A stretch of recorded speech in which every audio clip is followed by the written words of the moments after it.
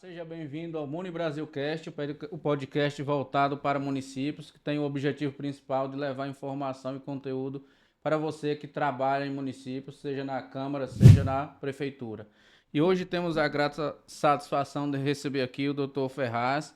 Obrigado pela presença. Obrigadão, cara. Dr. Ferraz é advogado, é subprocurador da União dos Vereadores de Goiás, especialista em processo legislativo, licitações e contratos e compliance público. Seja bem-vindo, doutor Ferraz.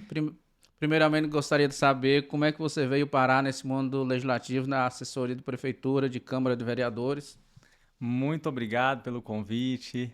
É um prazer estar aqui no Muni Brasilcast, tratando sobre essa pauta tão cara para a gente, que é a administração pública como um todo, né? A parte legislativa em especial, que a gente atua firmemente lá no estado de Goiás. Mas, relembrando essa pergunta sua a respeito de como foi minha trajetória, né? Como que eu comecei nessa área, eu falo que eu fui inserido na administração pública no meu estágio, né? Quando eu iniciei minha carreira jurídica, meus estudos jurídicos na Universidade Federal de Goiás, no campus de Jataí, eu tive a oportunidade de ser estagiário da Procuradoria Legislativa lá. À época, eu iniciei esse trabalho, depois fui secretário do Procurador-Geral e, posteriormente, fui pregoeiro substituto na Secretaria de Saúde, onde eu atuei por quase 3 anos com estações públicas, né? E aí, saindo com o término da minha faculdade, a conclusão de curso, eu me mudei para Goiânia e fui continuar essa atuação jurídica, mas naquele momento frente à Equatorial. Eu advogava no escritório que representava as ações da antiga CELG, né? Lá do nosso estado, a empresa de energia elétrica. E aí, voltei novamente à carreira pública, atuando no escritório jurídico, fundando o meu posteriormente. E aí eu venho inserido nessa parte tanto do executivo quanto do legislativo há quase 10 anos já.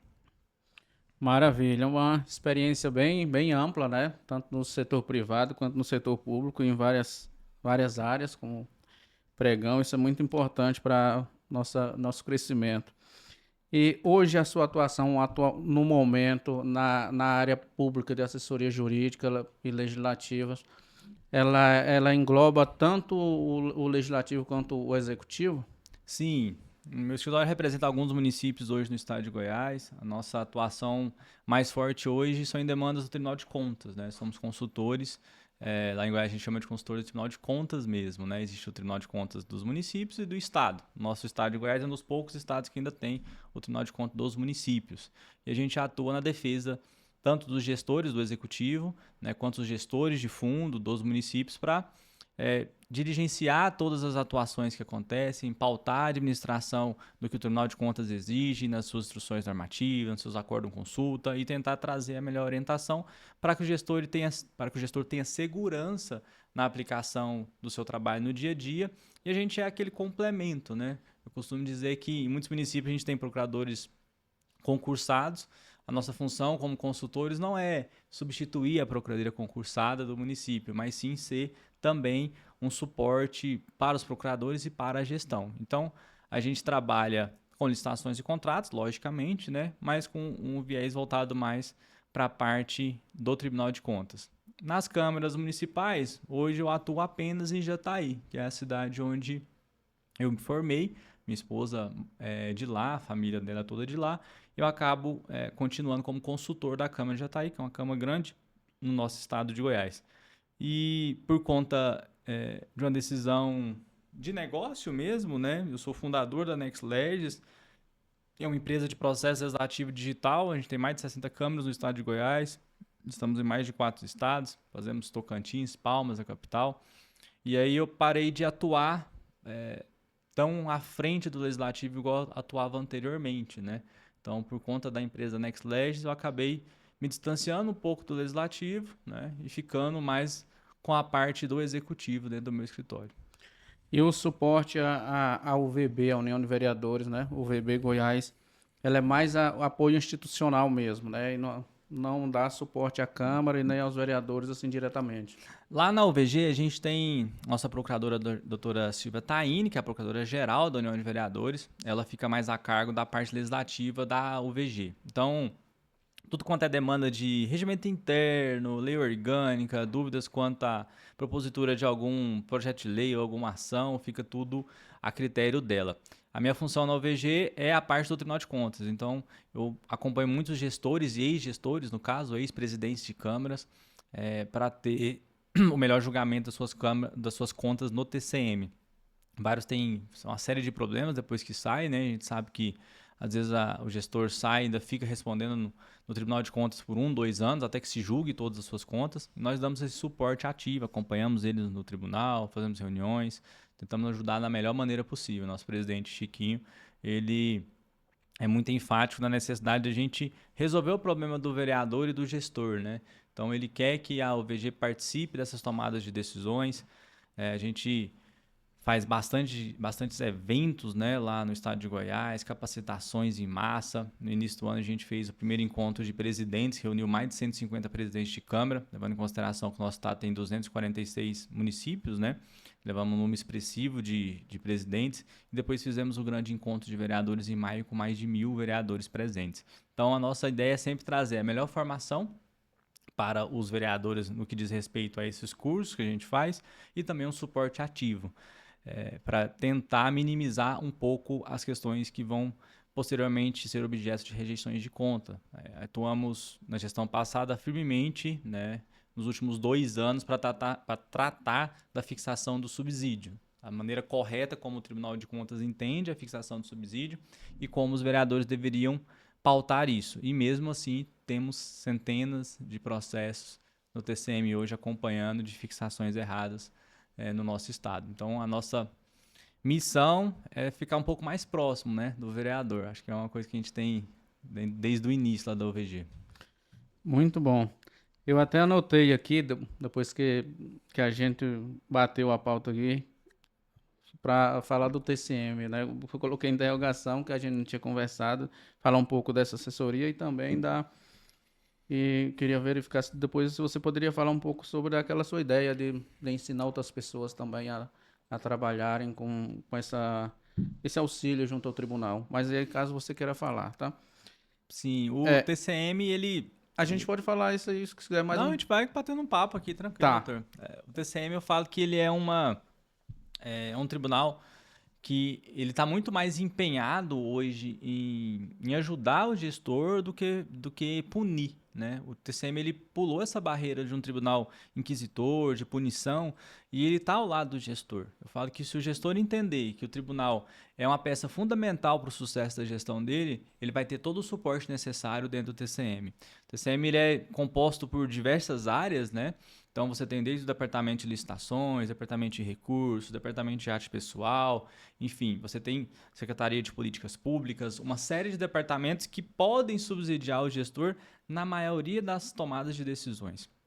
Então eu sempre falo, se você tiver uma dúvida, consulte o TCM. O TCM eu falo que é quase uma mãe hoje. Você liga, chora as pitangas, fala qual que é os problemas que está vivendo no município, e eu tenho certeza que a atuação do nosso presidente lá do TCM, que é de estreitar esses laços do tribunal com a população através da administração, a gente consegue ter uma efetividade muito grande na gestão pública, porque a gente passa agora a ter um suporte que nos dá segurança mesmo. Como que eu tenho que agir nesse momento? Então você acaba tendo uma série de diretrizes no TCM, né? Acordos, consultas, instruções normativas, que vão balizar a melhor maneira de fazer a administração pública.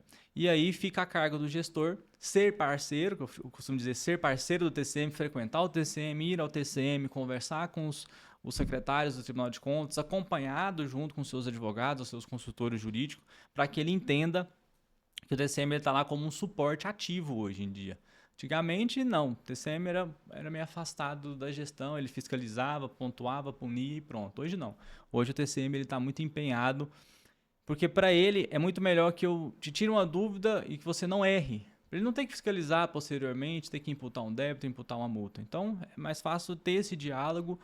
Existe vários municípios, acho que você já participou de algumas mesas temáticas, né? O TCM propõe algumas mesas quando o assunto é um pouco mais complexo.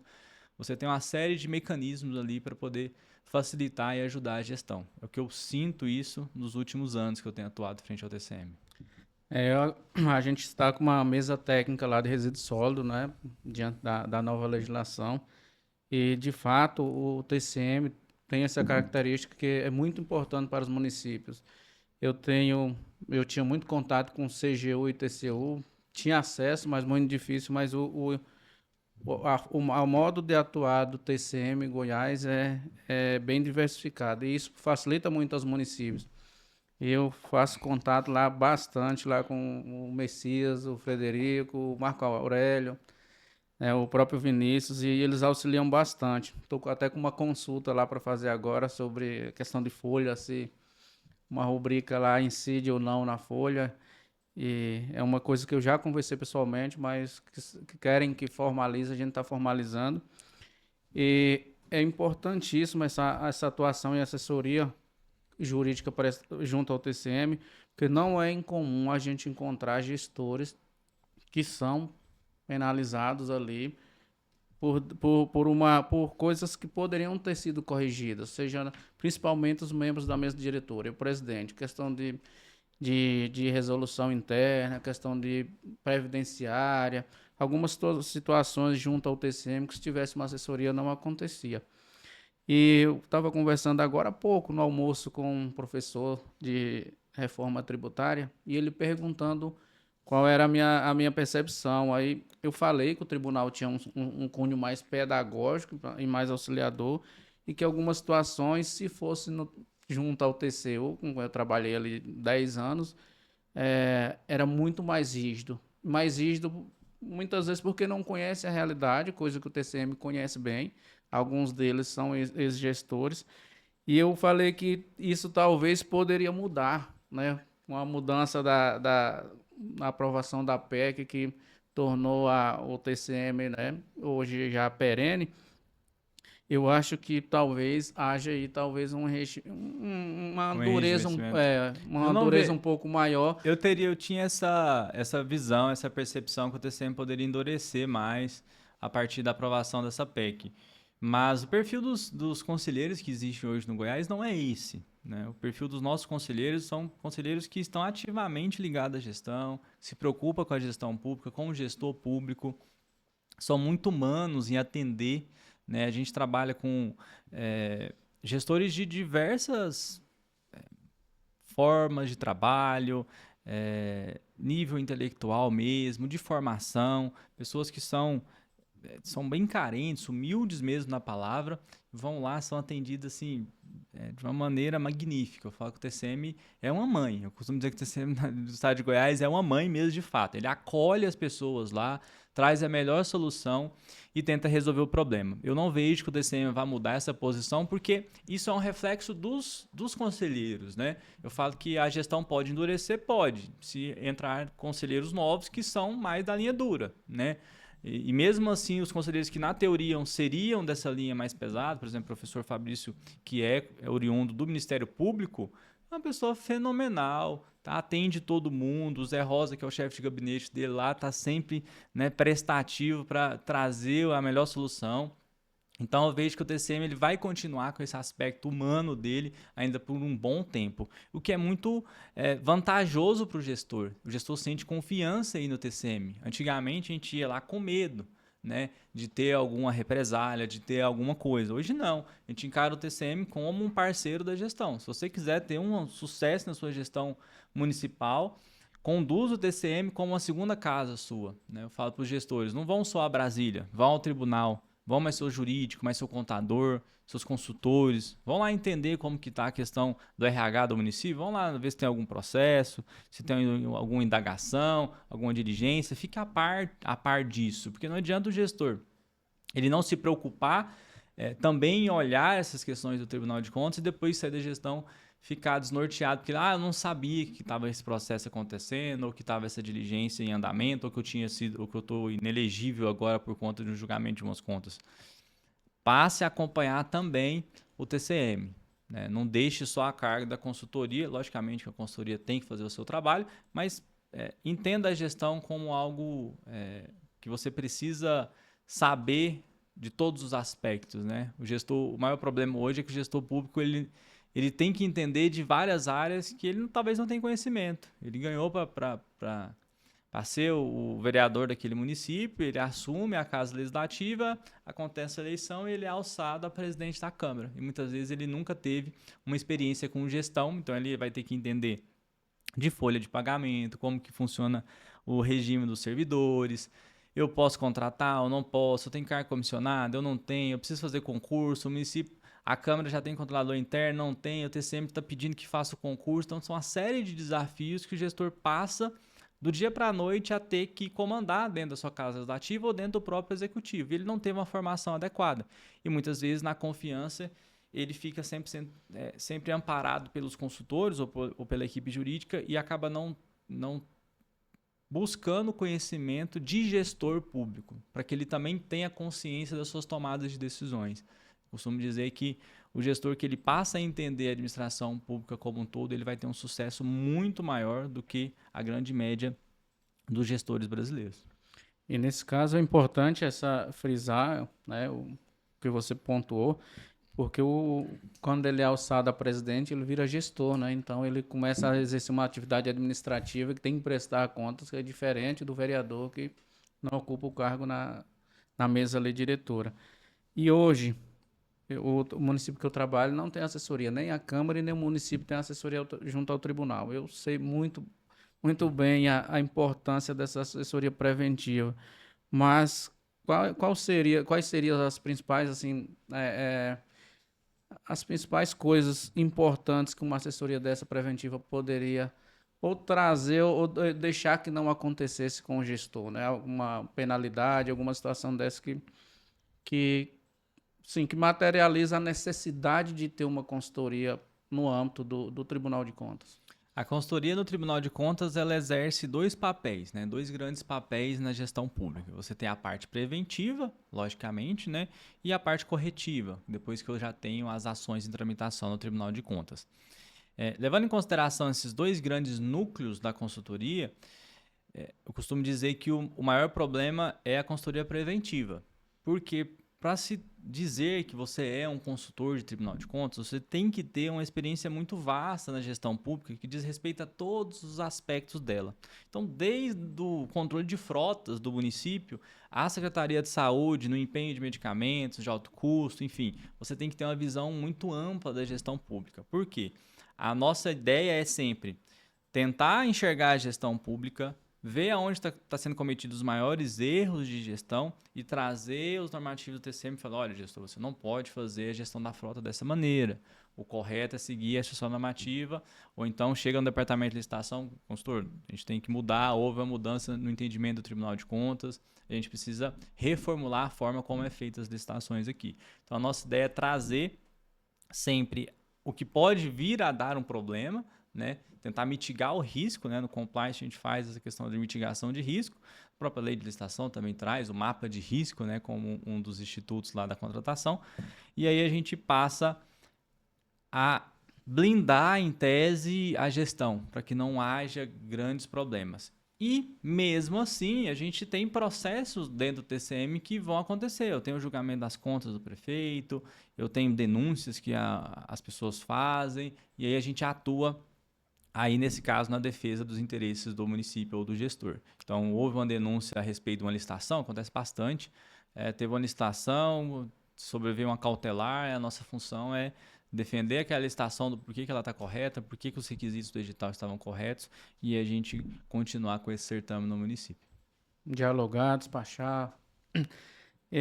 Eu acho importante também para o gestor pensar numa assessoria, numa consultoria dessa junto ao tribunal, para ele olhar para a carreira dele, né? Onde é que ele pretende estar daqui a 10 anos, o cargo que precisa ocupar, e tudo passa por um acompanhamento, né? É importante para o agora, para as contas serem aprovadas, para acontecer tudo, mas para o futuro dele, para não haver uma inelegibilidade, algo semelhante, é importantíssimo que esse trabalho junto ao Tribunal de Contas seja feito, né, com acompanhamento aí correto, né, e diário, né? Eu costumo dizer que nós somos um segundo filtro, né? Às vezes o município ele tem seus consultores, tem o consultor de licitações, contratos, tem o contador, tem um consultor contábil ou tem um consultor na parte tributária, enfim. Eu falo que hoje a gente tem uma série de demandas dentro do município que existem dezenas de consultores especializados naquilo. E a nossa função é tentar comunicar, né, essas consultorias com a visão do nosso tribunal para que a gente consiga caminhar no mesmo sentido. E muitas vezes nós somos o primeiro órgão de controle. Nós analisamos a legalidade de muitos atos que são feitos na gestão e nós apontamos as mudanças que têm que ser realizadas para que ele seja um ato válido juridicamente. E aí, nesse momento, a gente talvez tenha alguns embates, né, com a assessoria contábil ou com os outros advogados, porque a nossa função primária, como eu disse, né, é garantir que as contas dos gestores sejam aprovadas. E muitas vezes podemos errar, e todos erramos, no meio do caminho pode haver algum erro e nós temos que apontar de forma inicial aquele erro, antes de a gente ter um julgamento do Tribunal de Contas. E aí a gente acaba tendo esses conflitos internos da gestão. Mas é superado, acho que a gente consegue dialogar com todo mundo para que eles entendam que o sucesso do gestor é o nosso sucesso, então a gestão pública tem que dar certo para nós, consultores, darmos certo também no mercado. Então, sempre buscando ligar um ponto ao outro, mas que essa ligação não causa nenhum atrito na gestão.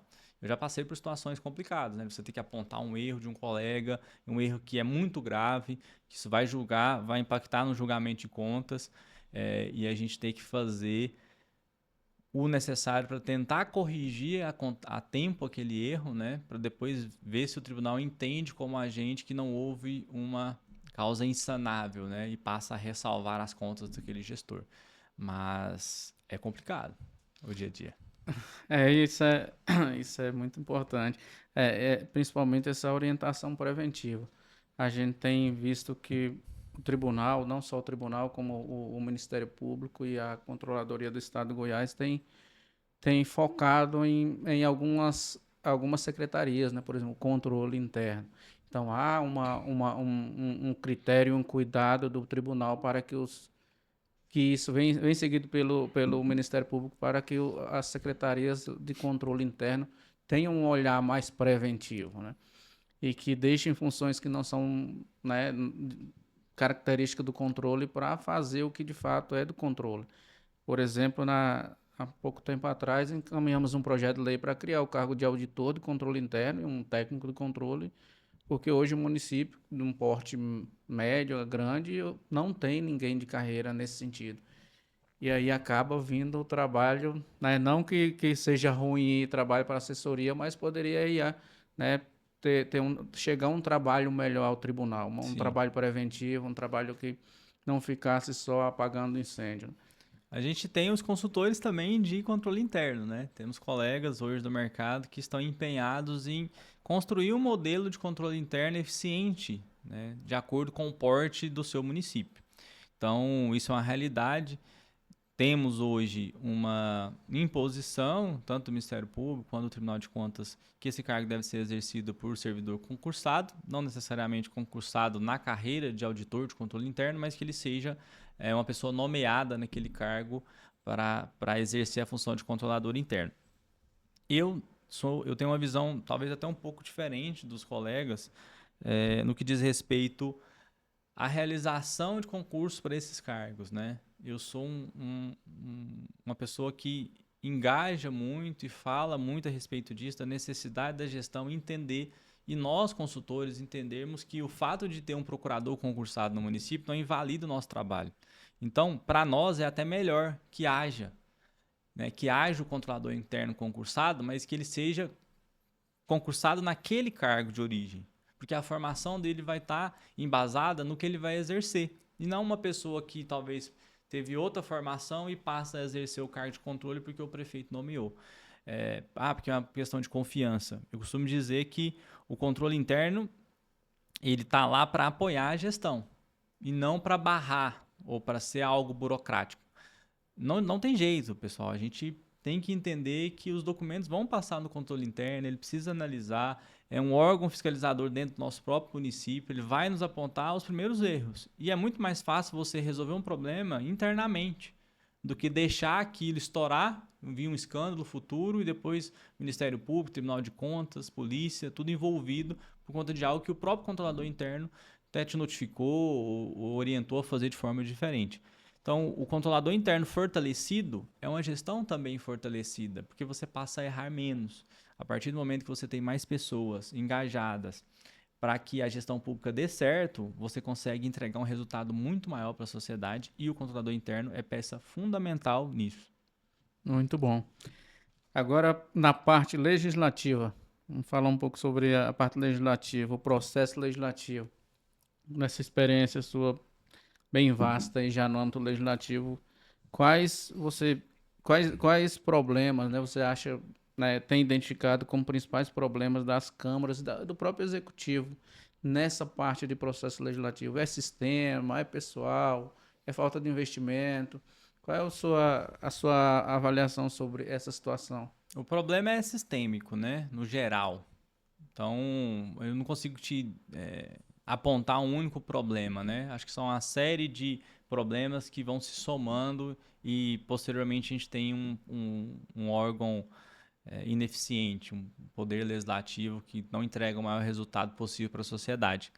Então a gente inicia, a minha visão, a gente inicia o problema com a quantidade de leis defasadas dos municípios. Então você tem uma lei orgânica muito antiga, você tem um regimento interno da Câmara de 1900 e lá vai bolinha, e aquilo ele vem sendo replicado há 20, 30 anos daquela mesma maneira e muitas vezes em discordância com a Constituição Federal, enfim, a gente ainda vê muito ainda voto secreto, coisas que são absurdas a gente imaginar isso na administração pública. E aí, com isso, a gente tem a ineficiência dos vereadores, porque como o regimento talvez é muito antigo, ele já tem 2, 3, 4 mandatos na gestão, ele não se preocupa muito em se atualizar frente ao que está no regimento ou às melhores práticas de processo legislativo. Então ele continua naquela mesmice. Sempre foi assim, a gente vai continuar assim a vida toda. E aí você passa a não entregar o melhor para a sociedade e cria-se problemas para vocês mesmos resolverem. Então, eu falo que a maioria dos problemas que tem nas votações, nas aprovações, são os próprios vereadores e o executivo que criam o próprio problema. Eles querem atropelar um processo, um prazo, pular algo, enfim. E aí vira aquela briga toda e muitas vezes, pessoal, que eu costumo dizer, a oposição ela faz mostrar o caminho errado antes que o problema aconteça. Então, quando você tem uma oposição no município, no que diz respeito à Câmara Municipal como um todo, muitas vezes o vereador ele está mais empenhado, já que ele é da oposição, em conhecer um pouco mais do regimento e cobrar um pouco mais de algumas atuações frente ao legislativo. E aí você acaba corrigindo muitos erros. Presidente, esse projeto não pode ser pautado porque ele está sem o parecer da comissão. Aí um processo que seria votado em regime de urgência urgentíssima, né? A gente tem muito isso em Goiás, ele seria votado no mesmo dia sem o parecer. Então a oposição indicou aquele problema, você acaba tendo que voltar ao processo para poder corrigir, né? Ter a sua fase natural. E aí tem aquela máxima, a oposição está atrapalhando, não está deixando o prefeito trabalhar ou não está deixando a Câmara funcionar. Não necessariamente. Logicamente que temos problemas, às vezes, com pessoas que estão na oposição, mas muitas vezes é falta mesmo de aplicar o que está no regimento. E aí você acaba tendo essas divergências que não devem ser vistas como uma divergência política momentânea, e sim como uma divergência da interpretação mesmo do próprio regimento. Eu costumo dizer, vocês aprovam o regimento de vocês. Os vereadores votam o próprio regimento. Não é um terceiro, não é o Tribunal de Contas que exige, não é o Ministério Público. Não, são eles que decidem como o regimento vai ser feito e como a lei orgânica do município vai se comportar. Vocês votam, aprovam e não querem cumprir a regra do jogo, aí fica um pouco complicado de você entender que a gestão ela precisa dessa unicidade, mas ela só vai ter essa unicidade se vocês conseguirem comungar no mesmo princípio que vamos seguir o que está no regimento. Muito bom. E você trouxe uma visão aí de oposição que ela é muito importante. Eu trabalhei 2 anos na assessoria do plenário de uma oposição fria, né? Era uma oposição técnica e a nossa regra e o nosso auxílio era o regimento embaixo do braço. Então, conseguimos anular projeto de lei já aprovado que não tinha audiência pública, que o regimento estabelecia. Projeto que estava pronto para pautar, que não passou pelo colégio de líderes conforme a resolução estabelecia. E isso é muito importante porque qualifica de fato, né? Qualifica o debate, qualifica o conhecimento, o entendimento e o conhecimento dos parlamentares, das assessorias sobre funcionamento e contribui para melhorar o funcionamento das câmaras. E no âmbito legislativo, você acha que precisaria ter uma consultoria legislativa municipal?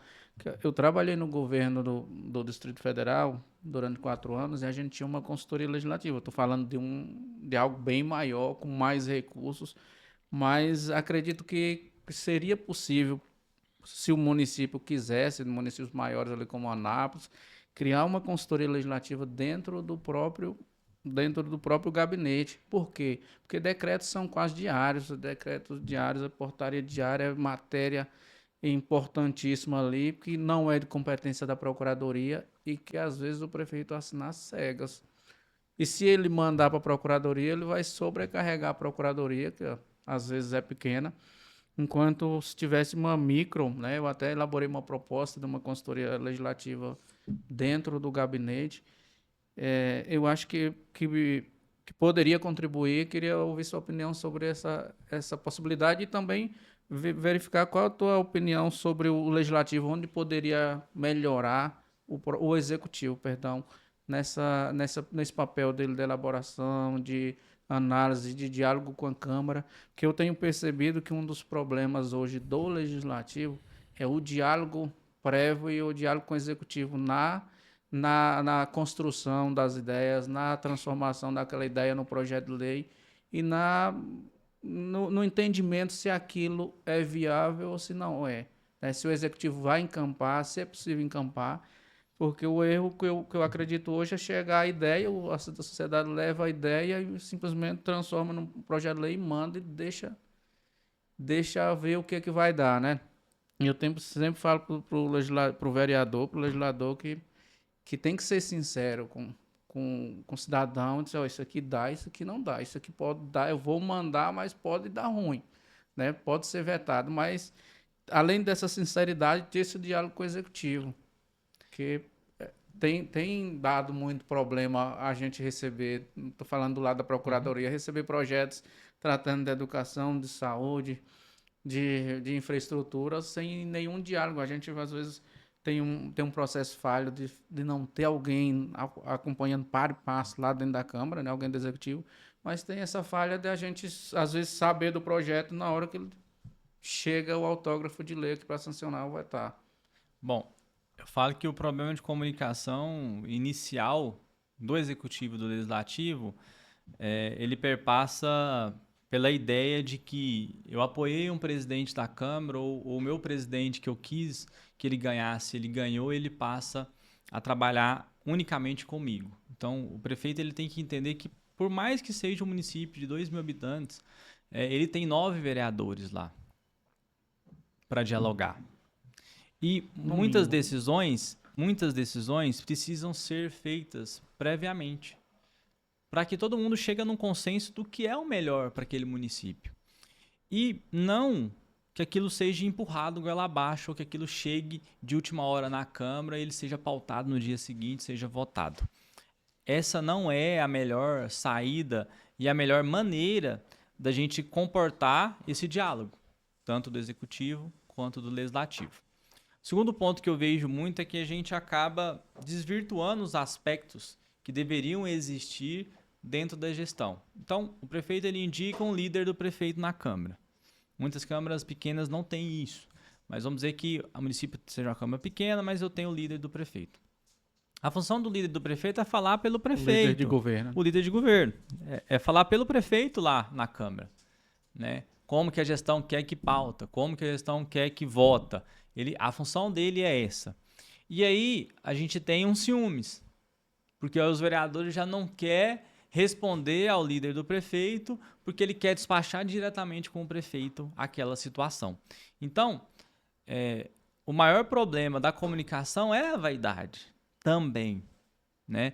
São pessoas públicas com altos poderes e que também são vaidosas, como todo mundo é. A necessidade de ter, a todo momento, que ser consultado o prefeito, eu quero falar com ele, ou ele não me ligou, então eu não vou votar, vou pedir vista. Não. Acho que o caminho da boa gestão não funciona assim. Acredito que A gente tem que estabelecer as regras do jogo, entender quem são os players, as pessoas que vão fazer essas comunicações oficiais, e o debate ele tem que ser feito às claras e para que todo mundo veja, todo mundo acompanhe. E nada mais fácil do que isso quando você tem, puxando uma sardinha para mim, quando você tem um processo legislativo digital, tanto na Câmara, né? Porque aí você consegue acompanhar em tempo real todos os projetos de lei que estão em tramitação. Então, não pode mais o Executivo dizer que ele foi surpreendido por um projeto que está sendo tramitado na casa. Se aquela Câmara tem um processo eletrônico, ele tem um login, ele consegue ver diariamente os projetos que foram pautados, a pauta da sessão, e a função do líder de governo é monitorar isso lá dentro. Monitorar qual que são os projetos que estão nas comissões, se foi pautado, se não foi, se o presidente vai pautar, se não vai, comunicar ao prefeito, solicitar um pedido de vista de um projeto, debater com o prefeito aquilo e chegar num consenso geral. Mas eu falo que a gente ainda tem muito a evoluir no que diz respeito a essa boa comunicação institucional. De uns anos para cá, a gente tem visto muita briga, né? Muita discussão partidária e talvez até ideológica, e não tecnicamente o que o município precisa que aconteça. Vamos discutir isso, mas vamos discutir do aspecto técnico. Uma coisa que eu acompanho bastante é a usurpação das competências. Então você tem vereadores querendo legislar em matérias que não cabem a ele, e prefeitos da mesma forma, né? Então, aí você acaba tendo esse conflito de interesse, né? Recentemente, acho que essa semana, teve o caso aí do presidente da República citando isso por um senador da base dele, do próprio partido dele, que fez, tramitou-se um projeto de lei criando uma faculdade federal no estado dele. Então, ele vai vetar, ele já disse que vai vetar, por quê? Porque não cabe ao senador criar uma universidade federal, isso é competência privativa do chefe do Poder Executivo. E aí você passa a ter esses atritos, porque cada um não consegue se enxergar como peça do jogo. A função do senador ou do deputado é uma, do vereador também, e do executivo é outro. Então, se cada um conseguir entender o seu papel na sociedade, eles vão conseguir se comunicar de forma muito mais harmônica. Com certeza. E eu acho, doutor, que e recomendo também que o vereador hoje ele tem que brigar. A gente sabe que o orçamento é bem escasso nos municípios pequenos, mas ele tem que brigar para ter uma estrutura mínima também, para que tenha alguém que acompanhe os projetos, consulte antes de elaborar, consulte ali o arcabouço de leis, de projetos em tramitação, para que o projeto dele esteja de acordo com as normas que existe com a lei orgânica, porque hoje o que se percebe em municípios pequenos é que tem um assessor só, às vezes para a Câmara toda, e aí ele tem que ter, no meu entendimento, tem que ter a parte do marketing dele, tem que ter um assessor político para cuidar da parte política também do gabinete, e tem que ter o jurídico que é para cuidar desse processo legislativo. E mesmo assim, em câmaras maiores, a gente não consegue hoje ter apenas um consultor na Câmara, né? Quando eu iniciei minha trajetória nas câmaras municipais, a gente era apenas uma peça dentro da Câmara Municipal. Então, eu atuei em várias câmaras como sendo o advogado principal da Câmara, o procurador da Câmara. E hoje a gente já tem uma subdivisão de atuações dentro da própria Câmara Municipal. Então, eu tenho um consultor de processo legislativo da Câmara Municipal. Eu tenho um consultor de licitações e contratos dentro da Câmara Municipal. Eu tenho um consultor de Tribunal de Contas nas câmaras municipais. Isso passou-se a abrir um pouco o leque. Por quê?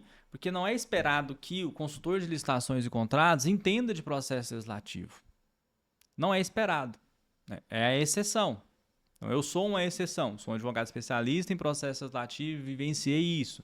Sou especialista em licitações e contratos, já vivenciei os dois lados, como pregoeiro, como consultor, enfim, todas as faces dessa moeda.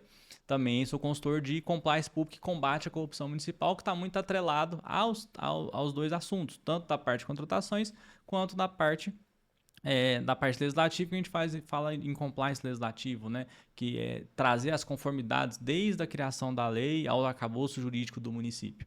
Então a gente acaba se comunicando isso, mas não é esperado que todo mundo tenha essa formação um pouco mais ampla.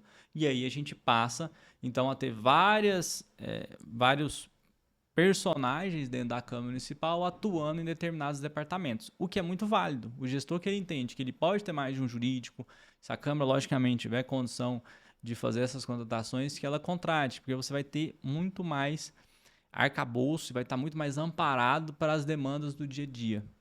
Eu acho que enriquece um pouco o debate, né? Quando você tem câmaras pequenas onde o mesmo servidor elabora um parecer de mérito, né? Elabora o parecer da Comissão de Orçamento, elabora o parecer de Constituição e Justiça, da ilegalidade ali, você tem uma análise só sobre o projeto em três comissões. Enquanto que se você tivesse um parecer com cada profissional em cada área, a gente poderia ter uma riqueza, né, de detalhes, poderia identificar erros, fazer emendas que pudessem melhorar o projeto. Eu acho que seria importante, mas a gente sabe que a realidade das câmaras não é essa, né? O Não. que se costuma verificar é um só fazer, entregar os pareceres ali na hora da votação, é assinado e lido ali na hora o parecer, É, sem esse de debate, um né? tempo para cá, eu falo que a União dos Tribunais de Contas, nasceu-se a Tricom, que é a Associação dos Tribunais de Contas do Brasil. E de lá para cá a gente viu a transparência tomando muito mais protagonismo no que diz respeito à gestão pública como um todo. E levando isso para a parte legislativa, a gente passa agora a ter uma série de documentos que devem estar na transparência. Então, por exemplo, a gente tem lá o que a gente chama de atividades finalísticas, né? Qual que é a atividade finalística da Câmara? É legislar. Então, dentro da matriz da Tricom, da fiscalização do que diz respeito à transparência como um todo da Câmara Municipal, você tem dentro lá ainda a parte específica, que é as atividades finalísticas, que diz respeito à ata da sessão, às votações nominais, uma série de documentos que tem que estar na transparência. E aí a gente passa cada dia mais a exigir coisas que antes não eram exigidas. Por exemplo, antigamente não se exigia a pauta das comissões. Então, a Comissão de Constituição e Justiça, enfim, Finanças e Orçamento, ela se reunia, mas não tinha a pauta da comissão, não sabia o que estava pautado, o que estava sendo votado, como que aquele processo estava andando naquela comissão, quem que era o relator, a gente não tinha essa informação. Hoje aí tem obrigatório da transparência. Então, eu costumo dizer, se hoje o item obrigatório é a pauta, você concorda comigo que futuramente o próximo item obrigatório é a ata? Então, por que a Ah, comissão já não faz a ata da sessão dela? e a taquigrafia da Então, ata, depois, logo em faça, seguida. faça a pauta da sessão. Nessa pauta, você vai distribuir os processos que vão chegar naquela comissão. Ali vai ser distribuído um relator, ou se a comissão tiver um relator fixo, ele vai tomar conhecimento daquela matéria a partir do momento que ele chega na comissão dele. Ele vai fazer o parecer dele e eu tenho a ata da sessão daquela comissão, daquela sessão ordinária da Comissão de Constituição e Justiça que seja, dizendo que aos dias tal, reuniu os 3 vereadores, presidente fulano, vice ciclano, ou membro, ou relator, enfim. Cada Câmara faz isso de uma maneira, mas eu tenho ali o registro.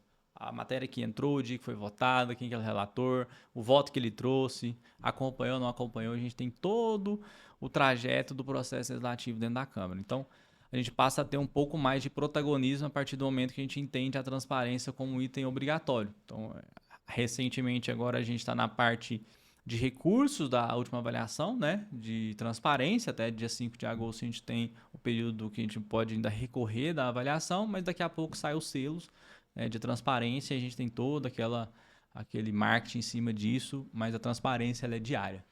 Da sessão plenária também tem uma. Sim, Porque assim, o receio é que, às vezes, a pauta da ordem do dia, né, sai muito em cima. E normalmente os regimentos disciplinam o período mínimo de antecedência da disponibilização dessa pauta.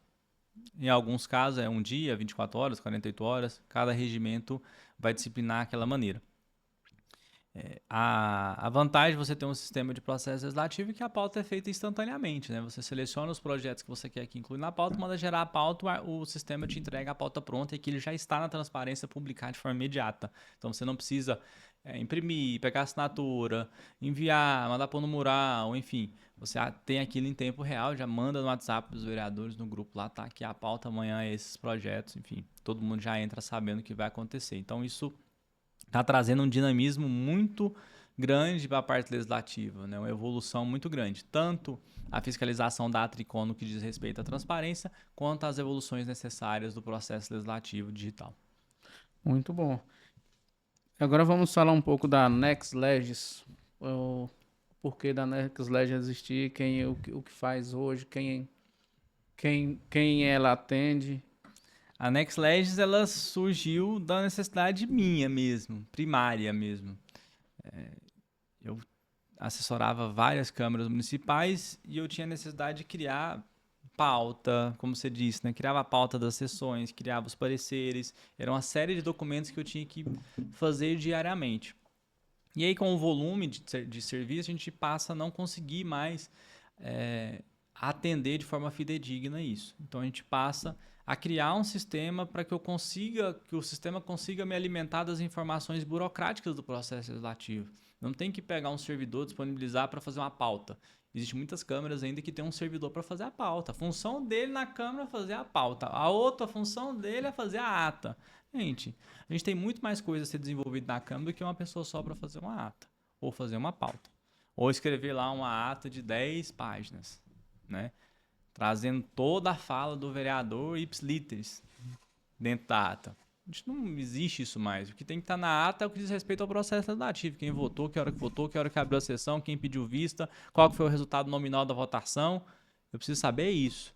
O que o vereador falou, a não ser, logicamente, que ele ofenda um colega ou traga uma inverdade na sessão, que você pede para que aquilo seja constado em ata. Mas, no geral, o que tem que estar na ata é o que diz respeito a materialidade do processo legislativo.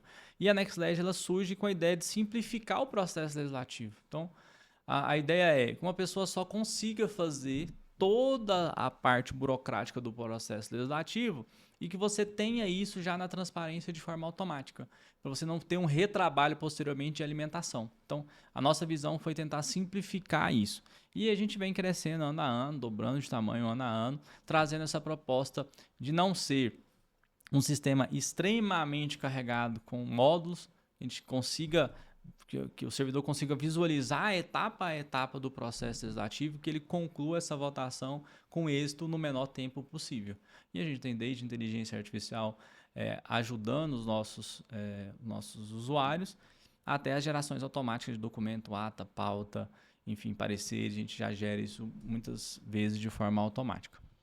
Então ela tem esse braço de sistema, que é o principal, mas ela tem um braço também de capacitação. Sim, com o tempo, né, a gente viu que muitas capacitações eram feitas para a parte do executivo, mas não tinha uma visão pro legislativo. Então, eu já participei de vários cursos de licitações e contratos, e a gente tem lá, a nova lei agora, por exemplo, tá lá o professor falando brilhantemente sobre o diálogo competitivo. Perfeito, para uma câmara, para uma prefeitura de grande porte, para quem vai atuar com aquilo, ótimo, conhecimento magnífico. Mas e para a pequena câmara municipal? Qual que é a probabilidade dele fazer um diálogo competitivo? Zero. É quase nulo. Ele tem que saber fazer uma inegibilidade bem feita, uma dispensa, que é 99, 95% das contratações todas da Câmara Municipal. Então, eu passo a enxergar a Câmara Municipal como algo que precisa de uma atenção, mas de uma formação diferente, porque a realidade dela é distinta. E aí, com isso, a gente cria a NextLeg Academy, que é outra empresa, um braço da NextLegis, mas com a visão de formação, trazer cursos de formações continuadas para que a gente consiga capacitar os nossos gestores das câmaras municipais com o que há de mais moderno na gestão pública. Muito bom. E a NextLegis, então, ela não é casada. Então, você tem um sistema que funciona dentro da Câmara, gerindo todo o processo legislativo, desde o protocolo até a entrega da publicação ali do autógrafo, envio para o Executivo, e tem a parte de capacitação.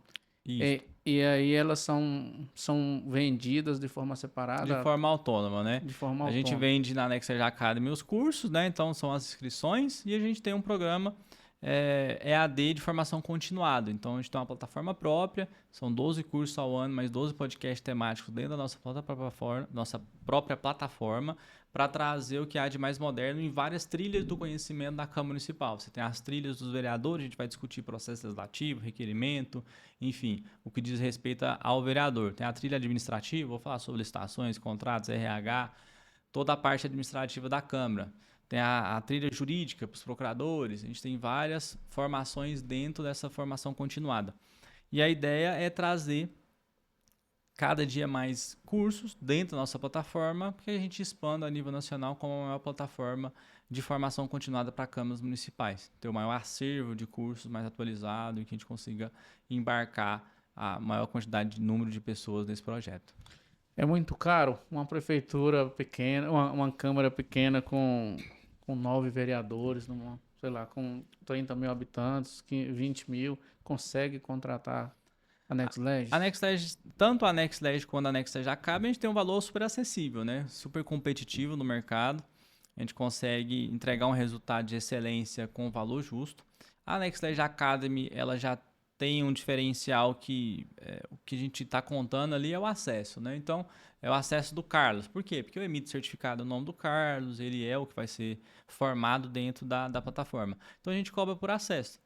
É um valor de R$ 1.497 por usuário ao ano, então não é um valor exorbitante, tá? A gente parcela isso, a gente consegue fazer isso no cartão de crédito, enfim, contrato com um órgão público, a gente está bem tranquilo quanto a isso. E aí a gente consegue trazer por um valor de mercado, que é o que se cobra na maioria dos cursos no Brasil afora, uma formação diferente, especializada para a pessoa que está na Câmara Municipal, e não um curso genérico de licitações e contratos, que ele vai discutir uma série de procedimentos que não é a prática e a vivência dele.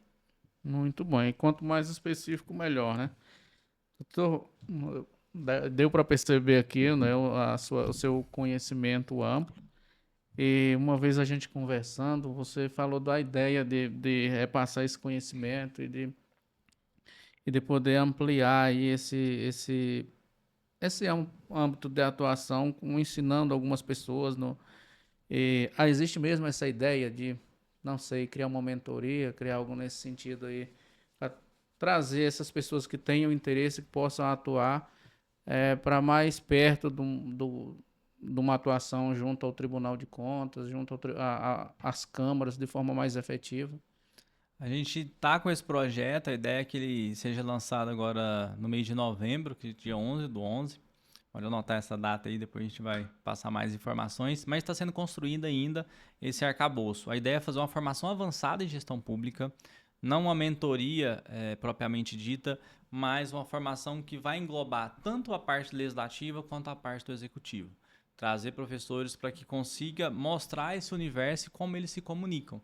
Porque às vezes o consultor ele tem uma visão só do executivo, ou ele tem uma visão só do legislativo. A ideia é que a gente traga esses dois mundos para a mesma mesa e que eles comunguem do mesmo conhecimento para a gente possa cada dia mais ampliar e melhorar a nossa gestão pública. Então a gente está no processo de formatação, a gente está concluindo ainda as contratações, os professores, criando todo o conteúdo programático, enfim, toda a matéria que vai ser abordada, que vai ser um ano de acompanhamento, né? A gente vai ter 3 encontros presenciais, mais os acompanhamentos online com aulas semanais, na verdade quinzenais ao mês. Então, a gente está construindo isso como um todo. Em breve a gente deve estar lançando e com toda certeza a gente vai mandar aqui para o pessoal do Municast Brasil para a gente poder trazer o maior número de pessoas também para esse projeto. Maravilha. Eu já sei de alguns professores que vão estar lá, eu já me comprometi a estar lá. Caminhando para o final, doutor, eu queria que você falasse aí 3 coisas, 3 ações ou posicionamento do gestor que no âmbito municipal, pode ser do legislativo, pode ser do executivo, que o senhor acha importante ele se preocupar atualmente, se ele está no mandato aí, a gente está tem 1 ano e meio de mandato municipal, mas que, de acordo com a sua experiência, seja no âmbito da Câmara, seja junto ao Tribunal de Contas, 3 coisas que você recomendaria a ele observar e se atentar durante a gestão? Bom, na parte do executivo a gente já está entrando em agosto, né? Fala que começa a parte crítica da gestão. Temos eleições federais agora em outubro e aí a gente vai ter um problema financeiro que é natural dos municípios. Então, o gestor que é o gestor pela primeira vez, pelo primeiro mandato, sente com o seu secretário de Finanças e faça a verificação dos mandatos anteriores. Então, a gente tem uma queda de receita brusca a partir de outubro.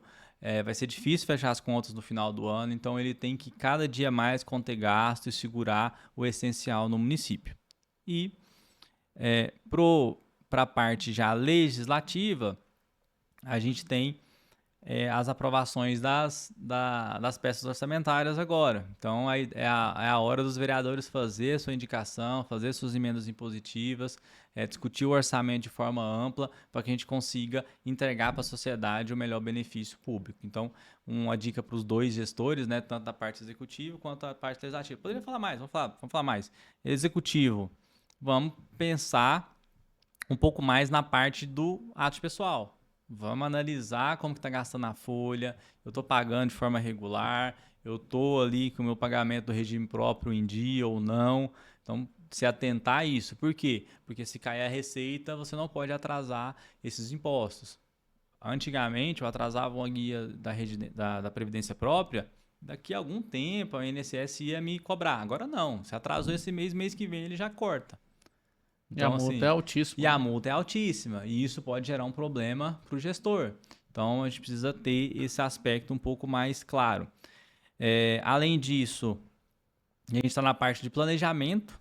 Por mais que estamos em agosto, você precisa planejar o que você vai fazer o ano que vem, até as contratações. Às vezes você tem emendas de deputados que precisam realizar obras, então você precisa fazer todos os projetos necessários até o final do ano para a gente poder fazer essas licitações a tempo. Então, analisar as contratações do município de forma planejada, com bastante antecedência, para que você colha depois o resultado esperado. Não chega hoje querendo que amanhã você quer licitar um centro esportivo no município. Não, pera, calma. O fato de você já estar com o recurso na conta significa que você vai conseguir fazer isso de forma imediata. Tem que ter todo um planejamento. Na parte do legislativo, você tem hoje uma preocupação que eles têm que olhar, primeiro, a forma do pagamento do subsídio, se está correto. Né? A gente não teve ainda a análise da fixação de todo mundo, então talvez você pode estar pagando de forma ilegal o seu subsídio, ou a maior ou a menor. Então, analisar isso frente aos seus consultores, se está tudo ok. Além disso, ver a necessidade de planejamento de um concurso público na Câmara. Falo que todas as câmaras hoje precisam realizar um concurso público porque estão muito defasadas do aspecto estrutural das carreiras para que se entregue um serviço de qualidade para a população. Então, acho que seriam esses três aspectos que eu acho que deveriam encarar nesse final de gestão. Tanto o final do biênio, né, para quem está no biênio do Legislativo, quanto para quem está iniciando os 2 últimos anos de mandato no Executivo. Muito bom. Agora, gostaria que você mandasse o recado para aquele presidente de Câmara, para aquela mesa diretora que não tem um sistema, o que tem não está funcionando, que não tem um programa de capacitação interno, e falar para finalizar um pouco da importância dos reflexos disso porque ele pode ter na gestão, como recado final, e pode dar direto o recado para ele. Não, bom demais. Eu queria me dirigir a você, né, presidente de Câmara, secretário de Câmara, ou nosso telespectador aqui que está nos assistindo aqui nesse momento, para que leve essa ideia para o seu legislativo. A ideia de ter um programa de legislativo digital não é para aumentar a burocracia, é para que a gente consiga facilitar e simplificar o processo legislativo da Câmara Municipal. E investir em conhecimento é a forma mais barata de prevenir um erro. Então, é muito mais fácil hoje você investir na capacitação do seu servidor ou das pessoas que estão ao seu redor do que posteriormente você ter que gastar com advogado, com jurídico, para poder resolver um problema que poderia ter sido mitigado com uma boa gestão na parte de formações das pessoas que estão à frente do legislativo. Então, acho que seria esse aspecto que eu queria trazer para eles.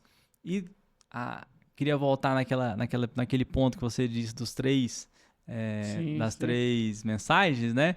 E tem uma especificamente para o presidente agora, não antecipe a eleição da mesa. A MP de Goiás vai te recomendar anular, você vai ter que fazer de novo. Então, espere o tempo necessário após outubro, ou se o seu regimento dispor ao final do ano, da última sessão legislativa do ano, mas não antecipe as eleições agora em agosto, em setembro. Eu tenho visto movimentos de presidentes querendo antecipar, e podem ter certeza que serão anuladas todas essas eleições. E se ele antecipou, se ele fez a alteração e já antecipou, a recomendação é? Refaça. anule aquela sessão que foi feita e refaça a eleição dentro do prazo correto. Muito bom. Para finalizar, uma pergunta e um pedido. A pergunta é como é que está o planejamento aí para expansão do serviço da NextLegis, a Matriz e a Academy? E por fim, onde encontrar o Dr. Ferraz e a NextLegis? Bom, a gente está no processo de expansão para outros estados, né? A gente já atua no Mato Grosso do Sul, Tocantins e Goiás. A gente vai atuar em outros estados do nosso Brasilzão. Tanto a NextLegis quanto a NextLegis Academy. Vocês podem nos localizar no nosso Instagram, NextLegis _ ou NextLegis Academy. E eu, pessoalmente, no meu Instagram, joseferraz.adv, ou no Instagram que eu me dedico a falar sobre inteligência artificial, que a gente nem bateu um papo sobre isso, mas eu tenho um Instagram que a gente trata só sobre inteligência artificial, que é joseferraz.ia. Lá eu vou falar ativamente com os vereadores, as pessoas que estão ligadas ao processo legislativo, em como a inteligência artificial pode ajudar no trabalho deles do dia a dia. É um produto também? Não. Não, né? Fala que é um serviço social para todo mundo, né? Eu já ouvi o senhor falando sobre isso, fazendo alguns vídeos falando da importância da utilização da IA no processo legislativo. Muito bom. Quero te agradecer pela dispor um pouco do seu tempo tão corrido, né? Eu te peguei aqui numa maratona, né? Saiu de Goiânia, veio fazer uma maratona e tirou um tempinho aqui para participar do podcast. Muito obrigado. Prazer é meu, doutor. É uma satisfação estar aqui no Muni Brasilcast, falando sobre gestão pública, falando sobre processo legislativo e como os novos caminhos do futuro, no que diz respeito às mudanças que estão acontecendo de forma muito rápida, né, vão impactar. Então, acompanhar um podcast desse, onde traz pessoas que vão ativamente tratar a gestão pública com o zelo que ela merece, com o carinho, é muito gratificante para a gente estar aqui. Muito obrigado pelo convite, meu amigo. Obrigado, Dr. Ferraz, e obrigado a você que nos acompanha aqui no Muni Brasilcast, podcast voltado para municípios, que está disponível no YouTube, no Instagram e também no Spotify. Compartilhe com quem você conhece, que trabalha, indique o Muni Brasilcast, e se tiver algum tema, nos encaminhe para que a gente possa tratar ele aqui no Muni Brasilcast. Um abraço.